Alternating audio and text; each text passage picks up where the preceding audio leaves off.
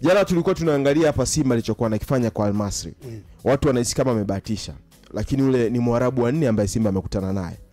Mwarabu wa kwanza alikuwa ni Al Hilal Tripoli kutoka nchini Libya.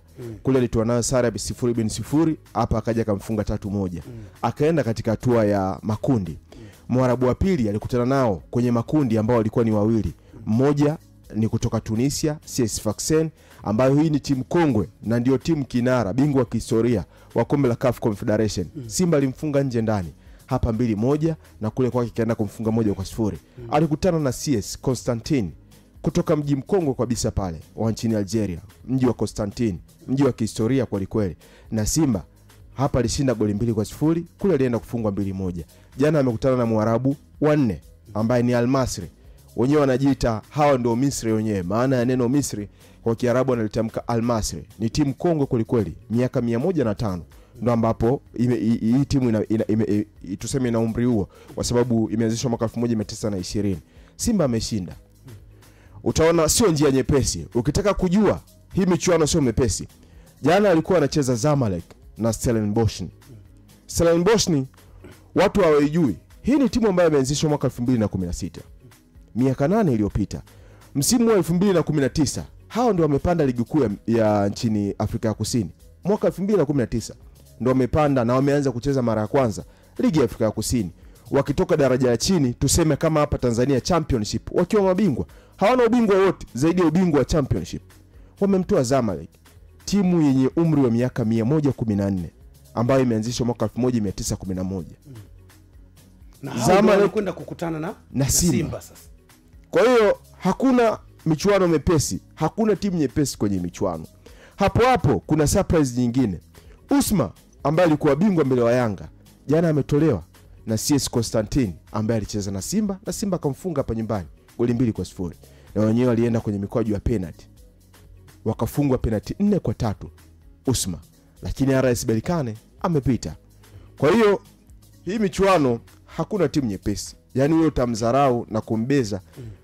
Wanasema mzamzao tumbua usaa. Na unataka kufahamu, ukitaka kujua kwamba hii vita sio nyepesi.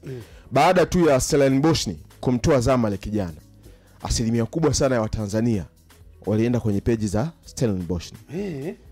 Na hususan mashabiki wa upande wa pili. Mashabiki wa Yanga.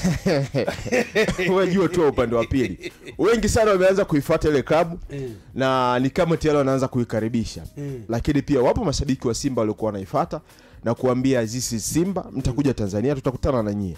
Simba wameshaweka wazi kwamba uende ikawa ni Aprili 20 wakakutana na hii timu, wakacheza Stellenbosch hapa nyumbani, baada hapo ataenda Afrika Kusini. Itakuwa sio mara ya kwanza kwa Simba kwenda kucheza Afrika Kusini. Nataka niseme tu kwa ufupi. Stellenbosch wanatoka Western Cape pale Afrika Kusini, Cape Town, mji mkongwe kweli kweli. Na Stellenbosch ni mji ambao unaitwa Wineland. Inaitwa, wenyewe wanatoka katika sehemu ambayo inaitwa Cape Wineland, sehemu ambapo inasifika sana kwa mashamba ya mvinyo. Na hata wa Stellenbosch ukiangalia pale kwenye ile logo yao ina kikonyo cha zabibu. Maana yake wanatambulisha eneo ambalo wanatoka, ambalo ni walima sana wa zabibu. Kwa hiyo unaweza kusema wanatoka katika maeneo ya wakulima wa zabibu. Sasa ili eneo la Stellenbosch ni mji ambao upo tangu mwaka 1679 na ulianzishwa na mtu mmoja anaitwa Simon van der Stel. Kwa hiyo aliita hilo neno Stellenbosch kwa Kidutch, maana yake ni msitu wa Stellen. Kwa hiyo yeye mwenyewe ndo aliupa huo mji jina lake. Na ni sehemu ambalo kule kwa Afrika Kusini wanasifika kwa kuwepo makaburu wengi sana wa Dutch. Kwa hiyo wale wazungu wa Afrika Kusini, maana yake pale Afrika Kusini kuna matabaka tabaka. Tabaka la kwanza ndio hao wa Dutch, kama wakina Elon Musk. Elon Musk naye pia alikuwa pale Afrika Kusini. Na tabaka jingine ndio unakuja kukutana na tabaka la kina Faldu Devi. Hawa ni kama Wahindi fulani hivi. Na wenyewe pia wapo kule Afrika Kusini. Na tabaka la tatu unaweza kusema ni la sisi sawa Afrika. Ingawa kuna tabaka jingine kama la kina Trevor Noah, la kina Doja Keti, wale ambao wana mchanganyiko sasa wa Afrika Kusini wazungu kidogo. Lakini kikubwa Simba anaenda kukutana na timu ngumu kweli kweli. Ni timu ambayo ina uwekezaji. Na ukitaka kufahamu hivyo, msimu uliopita Stellenbosch amemfunga Mamelodi nje ndani. Wewe nje ndani. Yaani hii timu ambayo Simba anaenda kukutana nayo imeshapiga sana Mamelodi. Sana. Na sio Mamelodi, hata Orlando Pirates. Wanafundishwa na kocha anaitwa Steve Barker. Steve Barker amezaliwa nchi ya Lesotho ambayo iko ndani ya mipaka ya nchi ya Afrika Kusini. Kwa sababu ndani ya Afrika Kusini kuna nchi ambazo ziko ndani. Moja hapo ni Lesotho, nyingine ni Swaziland ambao kwa sasa hawa wanajiita jina lao lile. Kuna wanajiita Eswatini. Saizi wanajiita Eswatini. Kwa hiyo alizaliwa Lesotho lakini ni Mwafrika ya Kusini. Na ana ndugu yake pia, kazini wake, binamu yake ambaye pia ni kocha. Kwa hiyo Steve Barker ndo ambaye ameipa mafanikio makubwa sana. Na yeye ukimwangalia ni mzungu kabisa. Unaweza kusema sio Mwafrika ya Kusini. Wana goli kipao anaitwa Sage Stephen.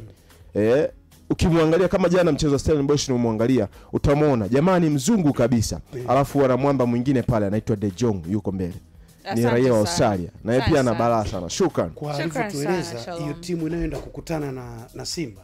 Mimi kwa alivyoeleza tu nimegundua hiyo timu ina undugu fulani vina Yanga. Okay.